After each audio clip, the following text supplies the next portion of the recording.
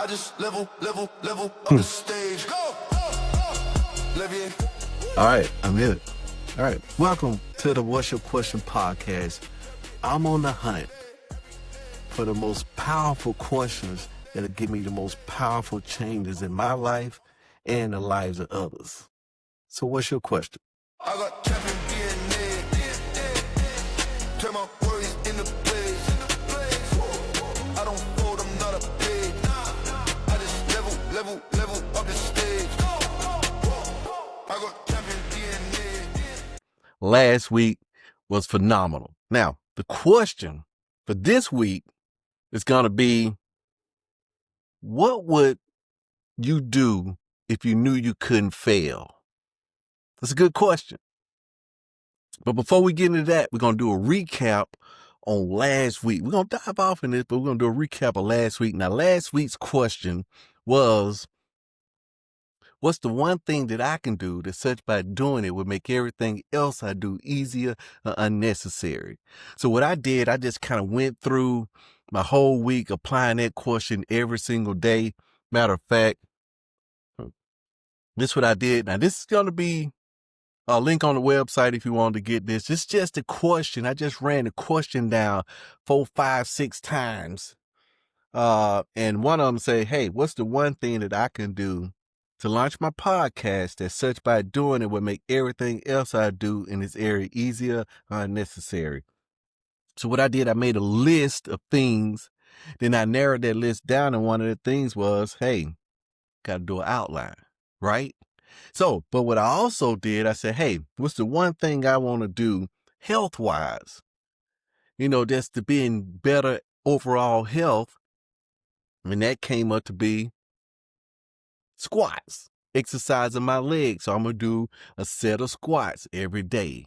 Same thing with whether it's my friends. So I shared it with my friends at work, because what I want to do is each question, I want to kind of immerse myself in it, share with others, because I know when I share with others, when we share our questions with others, we get new insights, we get deeper into the question, is what we end up doing. So I got that set aside. Now that's just a recap from last week, right? But one thing I did do last week, which I'm going to start doing on a regular basis, before we finish it out, is that, let's say that's cool, right? So let's ask AI. Let's just see what AI say. So I got Gemini on the line. Gemini on the line right here. Let's see. Let's see what Gemini got to say about that question. Okay, you there? Hello? Sometimes.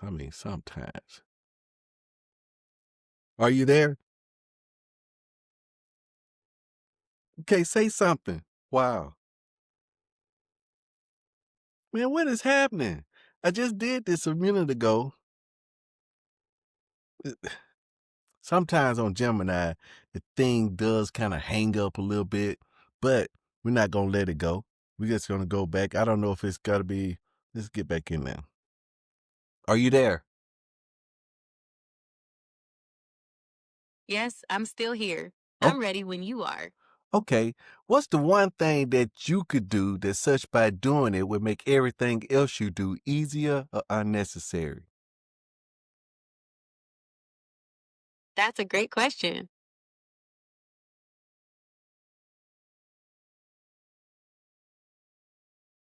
For me as an AI, continuously learning and improving my understanding of language and context would be that one thing.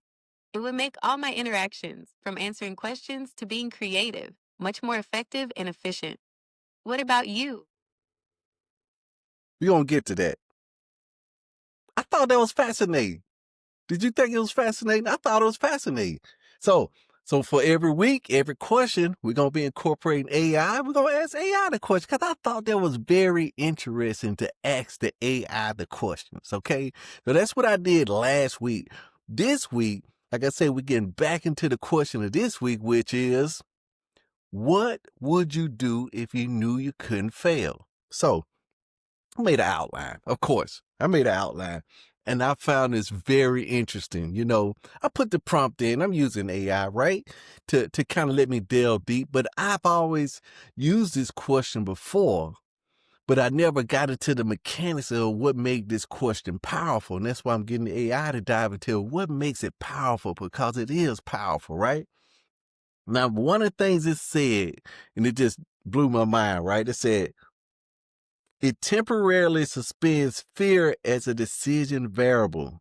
Most choices are unconsciously filtered through the fear of embarrassment, the fear of loss, the fear of rejection, and the fear of wasted effort. They say this question removes fear from the equation without asking you to be brave. Man, it's because what you're doing, instead of telling somebody to be brave, you say, hey, what would you do if you knew you couldn't fail? That's the same thing. And that's why I'm on this whole thing, man. It's the power of questions, phrasing the questions right, getting the right words and context right.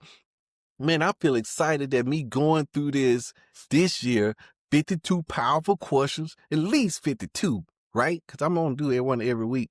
But also, too, I'm going to be releasing these on Fridays, because it's another little framework I kind of put together earlier. And today, it's another book I read. All these are going to be in the resource page on my website. But this right here, which is what'syourquestion.ai, that's the name of the website. But this book is called Go for No. Man, I wasn't introduced to this book until, probably about 5-10 years ago. And it's one of those things where it'll come up, you'll look at it, and the next thing you know, you'll be like, where's that book at? But that's a good concept. I've been teaching it to my kids. We've been immersing ourselves in it. But so the day is, when I'm going through this question, I figured this was the perfect day, because today is what I call Go for No Fridays. Because I picked a day of the week. I got my days kind of themed out so that it can always be on top of my mind that, hey, you know what today Friday is? It's Go for No Fridays.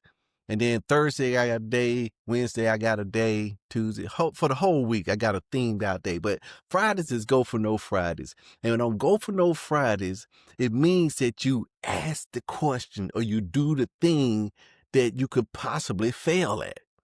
You know, it's a 50-50 shot. And I'm going to tell you something. If you get into odds, I wasn't into odds, but if you get into odds 50-50,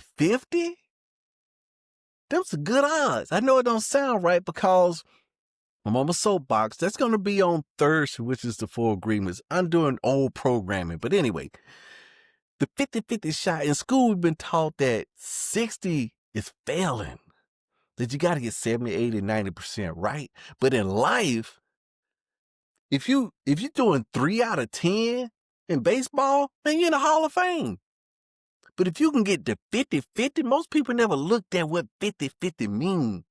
50-50 means that everything, if I can get 50% return on my money, man, that's crazy. You're a millionaire, right? But if everything that I did, every other time I win, if I can internalize that, and if that was a true statement and I can internalize it, then I will be trying bigger and bigger things, because I know, okay, I tried this big thing. This next big thing I try, I'm going to win. See what I'm saying? That's what 50-50 is, right? So on Friday, Go for No Fridays, 50-50. And I'm exercising this muscle. That's what it is. It's a muscle.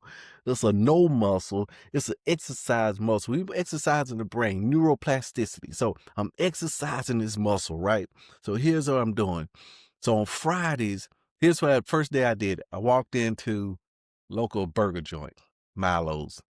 And I said, okay, man, today is Go for No Fridays. I gotta go for no. What can I do in this situation? I need to ask this guy for something where I could possibly get a no, right? Because I'm building that up, right? So I go up there. I say, sir, isn't the day Free Pie Fridays? He say, nah, they Free Pie Fridays. So, but he laughed with me. I laughed with me. And I didn't take that as a rejection of my confidence or my personal being. That was a rep.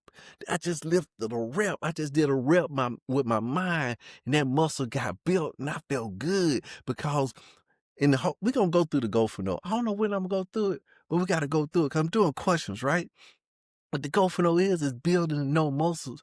Well, no and yes, it's just a rep. I listened to Kobe Bryant, the Mamba mentality. And what he said in that, he said he takes 1,000 shots. Man, I'm gonna shoot 1,000 shots. And the guy asked him, "Hey man, how'd you feel taking that game winning shot, taking those shots?" He said, "Bruh, out of 1,000, it's just another shot. Just another shot." Through that repetition. So that's what this Go for No Fridays is. On Fridays, I'm gonna ask for it, do something that I don't normally do. Stretch out, try something, exercise a new question. And I think that's a fitting day to go over these questions. You know, what's your question, right? And then to set us up for the weekend. But listen to this. Back on here. What emerges is not fantasy, it's a suppressed intent. Now, check this out. It separates identity from outcome. Man, this is strong stuff. This is strong stuff. It separates identity from outcome. You know what? This is a powerful question. This is about the other one's powerful. This is a powerful. We looking at the most powerful questions, right? They say failure is often experienced as personal, not situational. If I fail, it means something about who I am. This question breaks the fusion by guaranteeing success. Once outcome is assumed, the ego no longer needs protection. What remains is identity-based desire. Who would I become? What expression of myself feels most true? That's powerful because it bypasses shame and self-judgment. Man, this is it. Did you hear that? That's the thing. That's the reason. Remember we talked about last week, man, the first 5 years doing all this growth, we asked all these questions, right? We asked all these questions. That's our superpower. That's what I gotta reclaim, is that superpower of asking powerful questions so I can get powerful answers. And then I can do powerful things in my lives and the lives of others, right? All right. Okay. Let's say it reveals the gap between values and behavior. People often know what matters to them, but don't act on it. I talked to a guy today, man. He's a songwriter. He said, man, it's been 10 years I've been scared to do something, man. I'm still scared to do something because of what I got in my mind of what the people gonna say. Then I heard one guy told me most people in their own mind thinking about their own stuff. Most people not even paying attention to you. But that's the way it is. And we normally keep everything. That's why it's taking me so long to do this, right? But I'm doing it. I'm doing it. Dreams I postpone, past you've rationalized away, ambitions you label as impractical. Then here comes my word for this year. The discomfort it creates isn't inspiration, it's clarity. It highlights how much of life is fear managed, right? It moves the mind from optimization to creation. How do I reduce the risk? How do I make this safer? How do I avoid regret? But if I'm just going out there, if I knew I couldn't fail, let me just try something. Here's something I already do too. It's little small exercises that I do as well too. When I'm doing a crossword puzzle, this is exercising that Go for No. That hey, I gotta get it right. I know it seems small. I know some guys out there, man, y'all killing, y'all smashing it. But this is my journey, right? Right? And then people are on kind of like on my level, kind of feeling the same things. And I always notice that sometimes because people are wired a certain way, they see a certain way. People see things a certain way based on their internal. So they'd be like, I don't see why you don't see this. Why you don't get this? You know? But sometimes people's stuff don't mesh in their mind. So for the people that resonate with me, guess what? We on it. We on it. So here's the deal. So what I'm going to do this week, it poses another question. I'm looking at it. What if fear wasn't the author of your life, right? But we got this. If I knew I couldn't fail, what would I do? I'm already doing part of it right now. But over the next couple of days, which will be next week, what I'm going to do is I'm going to stretch out more, especially in my business, especially in my family life, because I'm going to be what I call, because one of the things on my sheet, what's the one thing that I do such by doing it in my professional life? in my professional life that such by doing this one thing will make everything else easier and necessary. And that question was, I called it Columbo. If y'all hadn't watched Columbo, go watch Columbo. I like Columbo. He's an investigator, but one of his things was he'll come in. People are always trying to outsmart Columbo, but he's smart. He act like he's not smart, but he's smart. But when he finished talking to you, he always had, let me ask you one more question. He always had one more question. Yeah, I just thought about it. Let me ask you one more question. And that's clarity. That's what I got to get this year, clarity. If we can all get clear.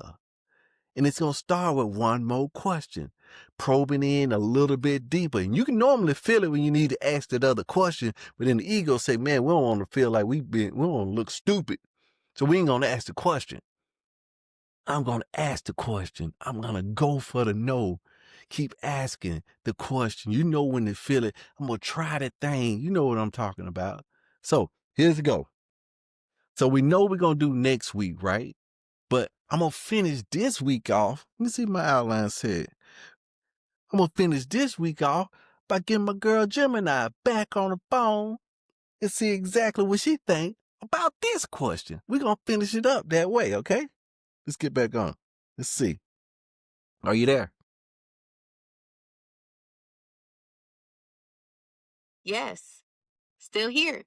Okay. Ready for whatever you've got. All right, let me ask you a question. What would you do if you knew you couldn't fail?